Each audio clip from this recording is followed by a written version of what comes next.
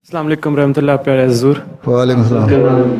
खाक सर का नाम सुहैब अहमद है। खाक सर भी वक्फ नो की तहरीक में शामिल है। माशाल्लाह। और खाक सर का सवाल ये है कि जर्मनी में कुछ माह में पॉलिटिकल इलेक्शंस हैं, जिसकी वजह से एक बड़ा पॉलिटिकल चेंज आएगा, क्योंकि इस वक्त की चांसलर फिर से मुंतखब। फिर वो रिटायर हो रही है, इसलिए वो दोबारा नहीं आएगी हैं। जी हजूर। तो उसकी पार्टी अगर जीत जाएगी तो पॉलिसी तो वही रहेगी। अच्छा, सवाल करो। हजूर, सवाल यही था कि इस बारे में आपकी क्या राय है? अगर उसकी पार्टी जीत जाएगी तो पॉलिसी तो वही होती है पार्टी की। तकरीबन थोड़ी बहुत बातें होती हैं जो चांसलर अपनी मर्ज़ी से कर रहा होता है हैं।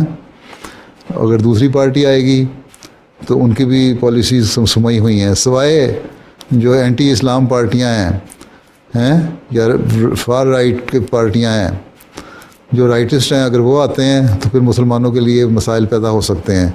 लेकिन मेरा ख़्याल में जर्मनी में बेशक मुसलमानों के ख़िलाफ़ एक चीज़ या गैर मुल्कियों के ख़िलाफ़ एक ऐसा जज्बात पाए जाते हैं, एहसास पाए जाते हैं, ख़यालात पाए जाते हैं।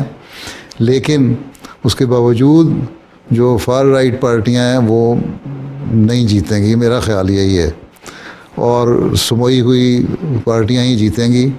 अब ये कहते हैं ओवरवेलमिंग मेजॉरिटी कोई एक पार्टी ले जाए और अपनी हुकूमत बना ले, अल्लाह बेहतर जानता है, क्योंकि मैं ज़्यादा पॉलिटिक्स जर्मनी की पढ़ी नहीं।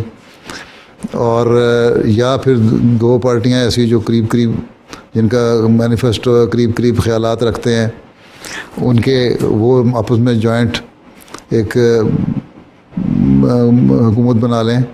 लेकिन बहरहाल मेरा ख़्याल यही है, चाहे थोड़ी मेजॉरिटी से जीते, जो भी पार्टी आएगी हुकूमत बना ही लेगी अपनी, जहाँ तक बज़ाहिर नज़र आ रहा है इस वक्त।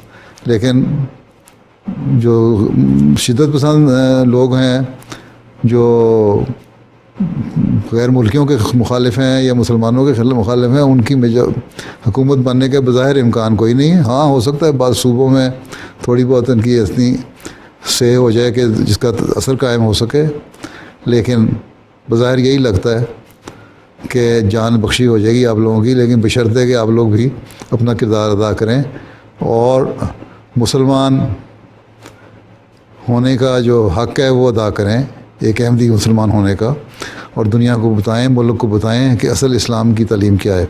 ऐसा ऐसा जो इन शुबहात हैं, रिजर्वेशन हैं, तहफ़्फ़ुज़ात हैं इनके दिमागों में, उनको दूर करें। ठीक है।